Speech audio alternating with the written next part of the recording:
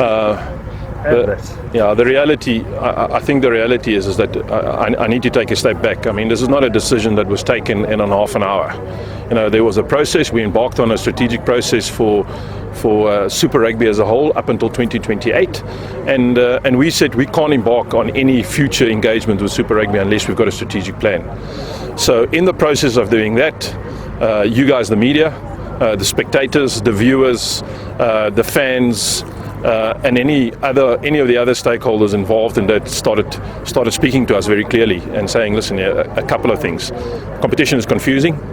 It lacks integrity, and not everybody's playing everybody, so you've got this mix-up of Australia and New Zealand sides, and that is not a compelling product.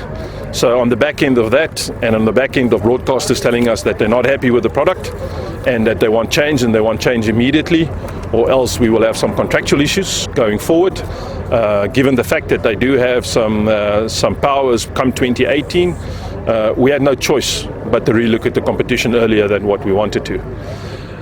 So we then went to the same company that was drawing up the strategic plan for us and said, listen, you've got to work through some iterations for us to get to a result.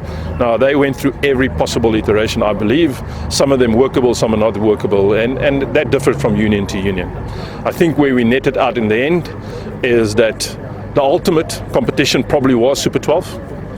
And to be honest, we should have probably never moved from it, but there was different reasons. And over a 10, 11 year period, every union has got different reasons why they're doing it.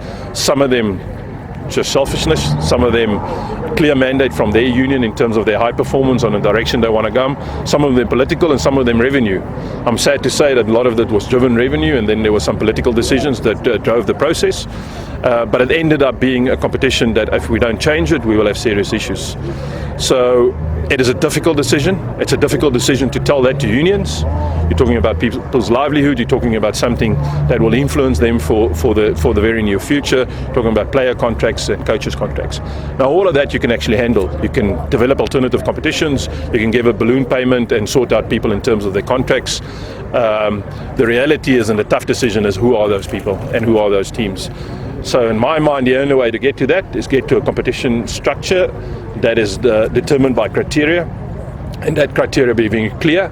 It means if I give it to a 3-year-old kid, after the calculation has been done, they must be able to understand it. It must be transparent. And that if I get the criteria to you up front, once it's been decided, that the decision would be a conclusion. The reality is that there's always some politics, and there will always be some politics.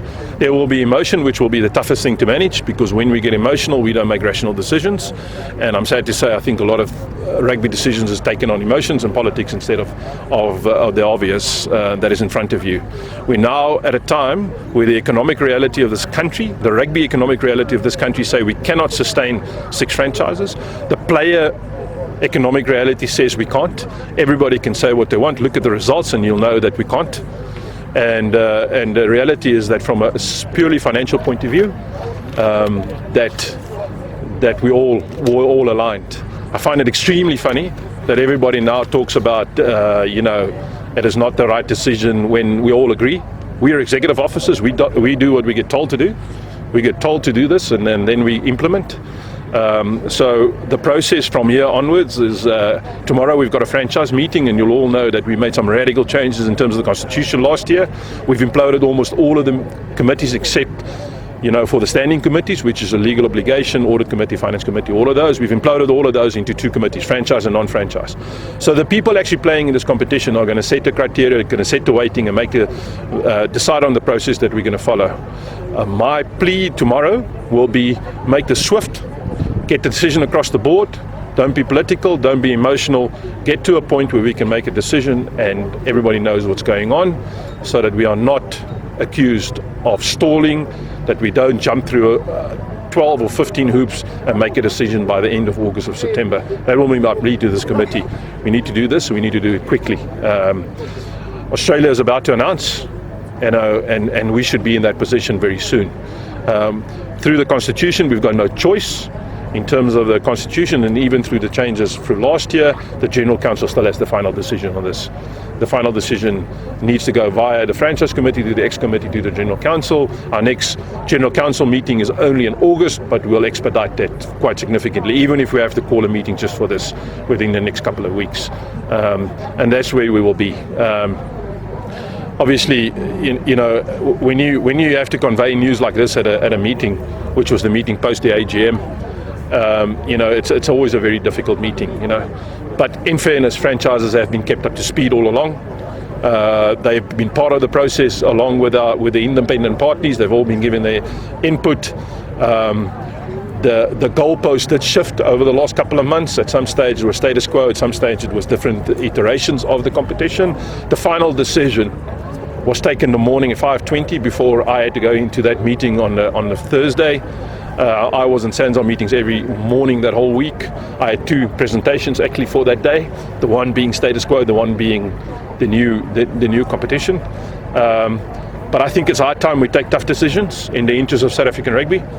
It's high time that we acknowledge that we've got a responsibility to take that tough decisions, that what we certainly as office staff is being paid for, but certainly also what people are elected for, is to make the right decisions at the right time, and I think this is the time to make it. Will people be angry? Yes, they will be angry. Will people be disappointed? Yes, they will be disappointed. My job is to get past that decision, and then my next job is to find them something different to play, somewhere else to play.